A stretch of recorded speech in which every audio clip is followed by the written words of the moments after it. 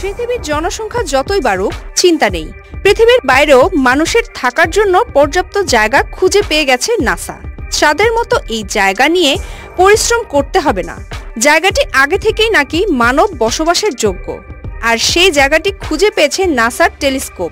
এটি ব্যবহার করেই নাকি পৃথিবীর মতো বায়ুমণ্ডল সহ একটি এক্সোপ্ল্যানেট খুঁজে পেয়েছেন বিজ্ঞানীরা। জানা গেছে এই এক্সোপ্ল্যানেটটি পৃথিবীর চেয়ে কিছুটা চওড়া এবং তার তাপমাত্রা প্রায় ৪২ ডিগ্রি সেলসিয়াস। এই এক্সোপ্ল্যানেটটি মাত্র কয়েকদিনেই তার নক্ষত্রকে একবার প্রদক্ষিণ করে। জনবসতি গড়ে তোলার জন্য এই এক্সোপ্ল্যানেট নিয়ে আশা প্রকাশ করেছেন বিজ্ঞানীরা। তারা আশা করছেন এই গ্রহে প্রাণের সম্ভাবনা থাকতে পারে। সম্ভাব্য এই নতুন গ্রহটি গ্লিস 12b নামে পরিচিত, যা বিজ্ঞানীদের ভাষায় এক্সোপ্ল্যানেট। গ্লিস 12b পৃথিবী থেকে প্রায় ৪০ আলোকবর্ষ দূরে মীন রাশিতে অবস্থিত একটি ছোট এবং শীতল লাল বামন নক্ষত্রকে প্রদক্ষিণ করে চলেছে। গ্লিস 12b এক্সোপ্ল্যানেটটি আবিষ্কার করেছেন নাসার ট্রান্সিটিং এক্সোপ্ল্যানেট সার্ভে স্যাটেলাইট টিম।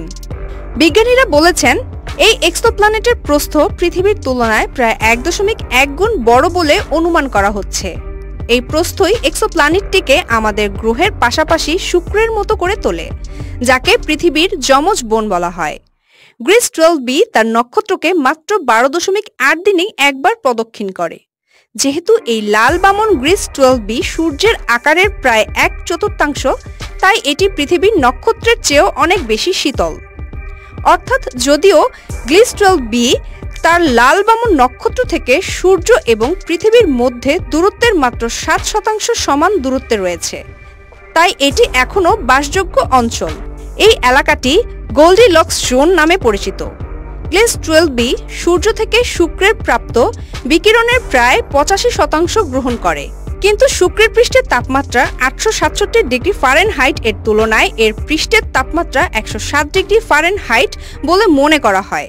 যদিও পৃথিবী এবং শুক্র উভয় সূর্যের বাসযোগ্য অঞ্চলে রয়েছে, একটিতে জীবন সম্ভব এবং একটি অনুকূল পরিবেশে রয়েছে, অন্যটি একটি আবাসযোগ্য আগুনে পরিবেশ, যেখানে তাপমাত্রা এত গরম যে সীসাও গলে যেতে পারে। অবশ্য গ্লিস 12b আবিষ্কারের পেছনে থাকা বিজ্ঞানী দল এখনও নিশ্চিতভাবে বলতে পারেননি যে এই এক্সোপ্ল্যানেটে সত্যি বায়ুমণ্ডল আছে কিনা, তাই পৃথিবীর মতো এটিও বাসযোগ্য হতে পারে কিনা তা স্পষ্ট নয়। তবে গবেষকরা আশাবাদী।